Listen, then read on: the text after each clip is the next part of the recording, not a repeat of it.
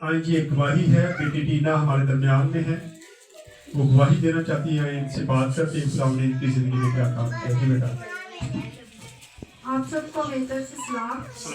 मेरी गवाही ये है कि मैं ना रात को सोती नहीं थी, बहुत डरती होती थी, बहुत मेरी ना दिल में खौफ रहता था, अब्लीस मुझे डराता था। कभी कभी मैं सोई होती थी, मेरे कान में ना बहुत डरोनी आवाज़ें आती थी। कभी कभी 2-2:30 बजते थे तो हमारा दरवाज़ा लॉक होता था, हमारी कभी खिड़की लॉक होती थी। तो मैंने अक्सर ना इसी तरह ही डरते रहना। मेरे मियाँ ने कहना ये तो लगता है पागल हो गई है। मेरे घर वालों को कहते ये पागल, इसको पागल खाने जमा करवा देते हैं। तो मैं ना एक दफ़ा बहुत ज़्यादा रोई तो खुदावंदा मैं नहीं जानती, तू जानता है। तो मैंने पास्टर जी से 2-3 दफ़ा दुआ करवाई, खुदावंद का शुक्र है अब मैं नींद से बिल्कुल सोती हूँ और ना मुझे खौफ आता है ना मुझे डर लगता है।